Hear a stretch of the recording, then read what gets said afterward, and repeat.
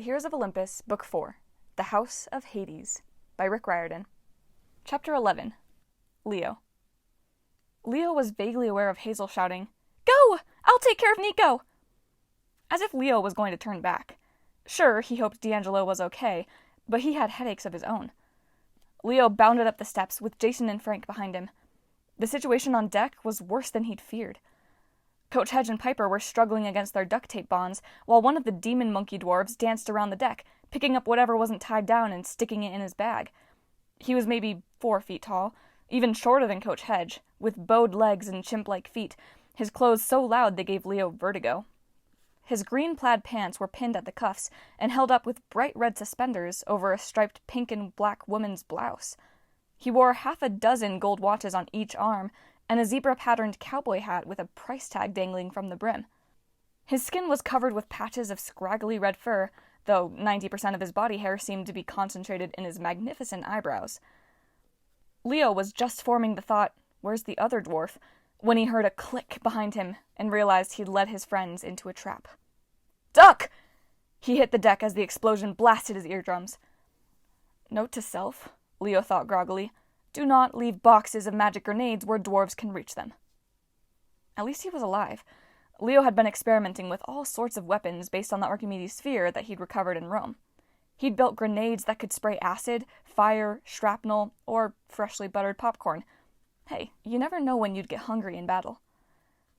Judging from the ringing in Leo's ears, the dwarf had detonated the flashbang grenade, which Leo had filled with a rare vial of Apollo's music, pure liquid extract.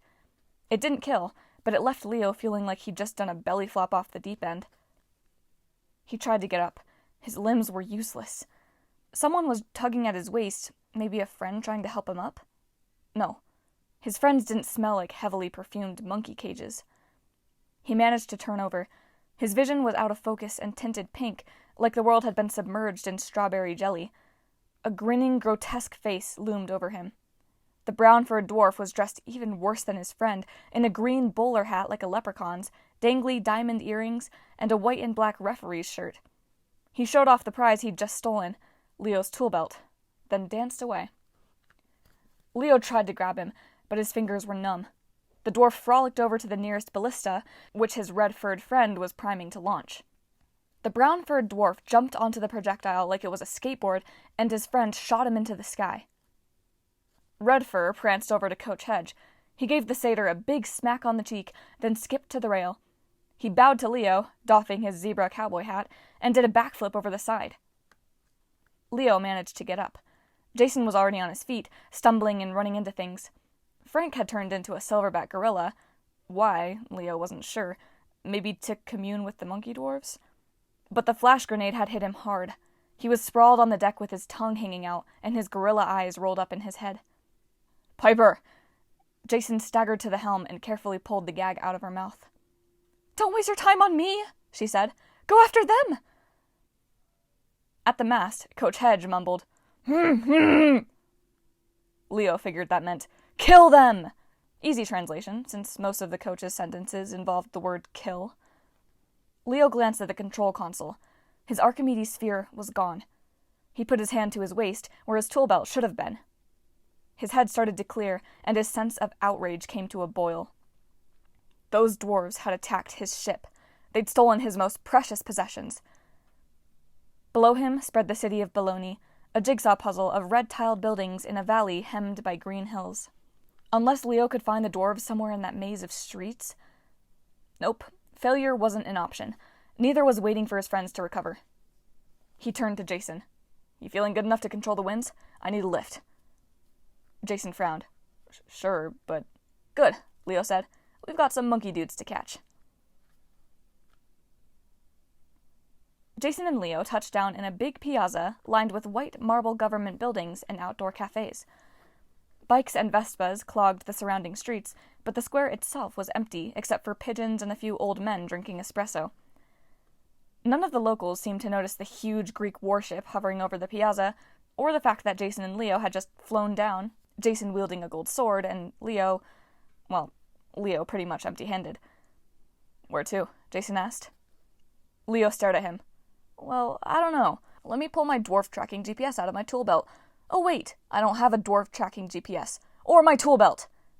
Fine, Jason grumbled. He glanced up at the ship as if to get his bearings, then pointed across the piazza. The ballista fired the first dwarf in that direction, I think. Come on. They waded through a lake of pigeons, then maneuvered down a side street of clothing stores and gelato shops. The sidewalks were lined with white columns covered in graffiti. A few panhandlers asked for change. Leo didn't know Italian, but he got the message loud and clear. He kept patting his waist, hoping his tool belt would magically reappear. It didn't. He tried not to freak, but he'd come to depend on that belt for almost everything. He felt like somebody had stolen one of his hands. We'll find it, Jason promised. Usually, Leo would have felt reassured. Jason had a talent for staying level-headed in a crisis, and he'd gotten Leo out of plenty of bad scrapes. Today, though, all Leo could think about was the stupid fortune cookie he had opened in Rome. The goddess Nemesis had promised him help, and he'd gotten it. The code to activate the Archimedes sphere. At the time, Leo had no choice but to use it if he wanted to save his friends, but Nemesis had warned that her help came with a price. Leo wondered if that price would ever be paid. Percy and Annabeth were gone. The ship was hundreds of miles off course, heading toward an impossible challenge. Leo's friends were counting on him to beat a terrifying giant, and now he didn't even have his tool belt or his Archimedes sphere. He was so absorbed with feeling sorry for himself that he didn't notice where they were until Jason grabbed his arm. Check it out. Leo looked up. They'd arrived in a smaller piazza. Looming over them was a huge bronze statue of a buck-naked Neptune. Ah, jeez. Leo covered his eyes. He really didn't need to see a godly groin this early in the morning. The sea god stood on a big marble column in the middle of a fountain that wasn't working, which seemed kind of ironic. On either side of Neptune, little winged Cupid dudes were sitting, kind of chillin', like, what's up? Neptune himself, avoid the groin, was throwing his hip to one side in an Elvis Presley move. He gripped his trident loosely in his right hand and stretched his left hand out like he was blessing Leo, or possibly attempting to levitate him. Some kind of clue? Leo wondered. Jason frowned. Maybe, maybe not.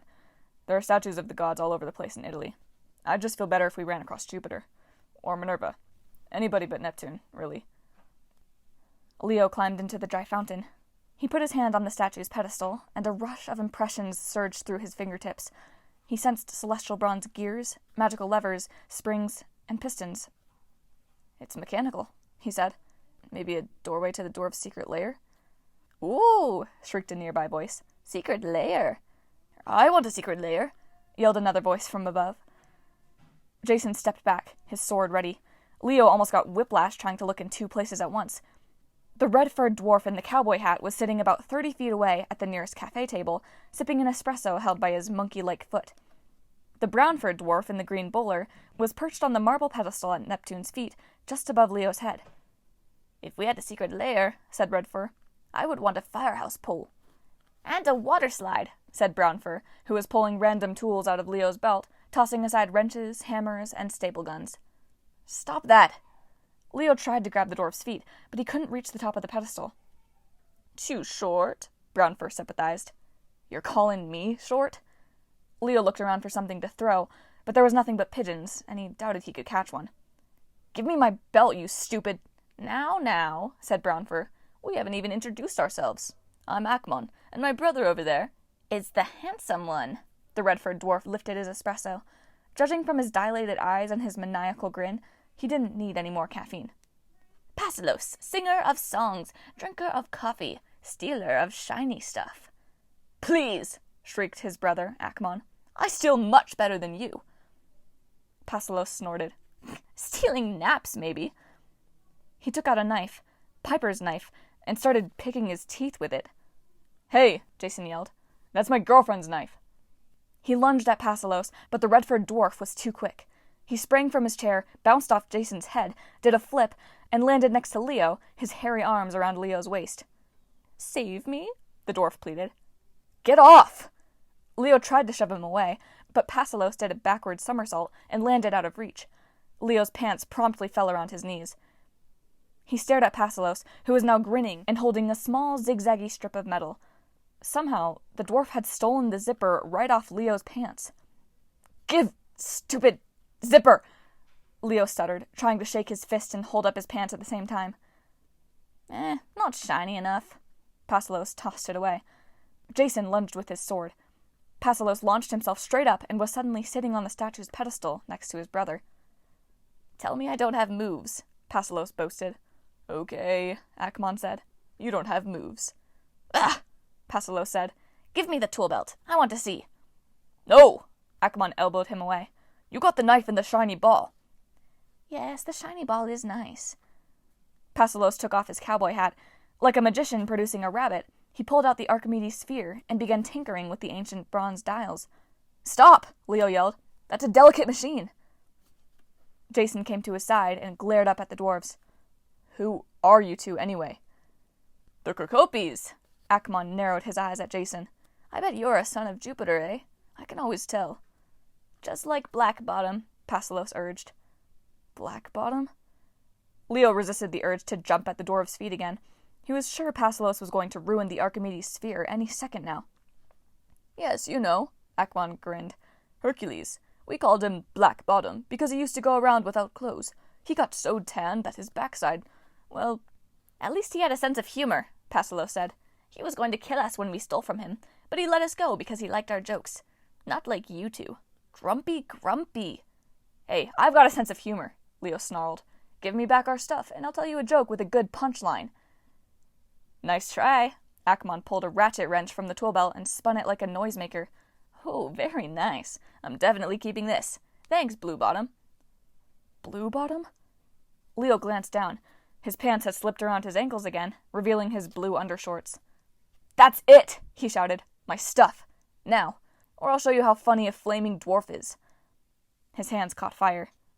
"Now we're talking." Jason thrust his sword into the sky. Dark clouds began to gather over the piazza. Thunder boomed. "Oh, scary!" Akmon shrieked. "Yes," Passalos agreed. "If only we had a secret lair to hide in." "Alas, this statue isn't the doorway to a secret lair," Akmon said. "It has a different purpose." Leo's gut twisted. The fires died in his hands, and he realized something was very wrong. He yelled, "Trap!" and dove out of the fountain. Unfortunately, Jason was too busy summoning his storm. Leo rolled on his back as 5 golden cords shot from the Neptune statue's fingers. One barely missed Leo's feet. The rest homed in on Jason, wrapping him like a rodeo calf and yanking him upside down. A bolt of lightning blasted the tines of Neptune's trident, sending arcs of electricity up and down the statue, but the Kerkopes had already disappeared. "Bravo!" Akmon applauded from a nearby cafe table. "You make a wonderful piñata, son of Jupiter." "Yes," Passalos agreed. "Hercules hung us upside down once, you know. Ugh, revenge is sweet." Leo summoned a fireball. He lobbed it at Passalos, who was trying to juggle 2 pigeons and the Archimedes sphere. Eek! The dwarf jumped free of the explosion, dropping the sphere and letting the pigeons fly. "Time to leave," Akmon decided. He tipped his bowler and sprang away, jumping from table to table. Passalos glanced at the Archimedes sphere, which had rolled between Leo's feet. Leo summoned another fireball. "Try me," he snarled. "Bye!" Passalos did a backflip and ran after his brother. Leo scooped up the Archimedes sphere and ran over to Jason, who was still hanging upside down, thoroughly hog-tied except for his sword arm. He was trying to cut the cords with his gold blade, but having no luck. "Hold on," Leo said. "If I can find a release switch—" "Just go," Jason growled. "I'll follow you when I get out of this." "But don't lose them." The last thing Leo wanted was some time alone with the monkey dwarves, but the Kerkopes were already disappearing around the far corner of the piazza.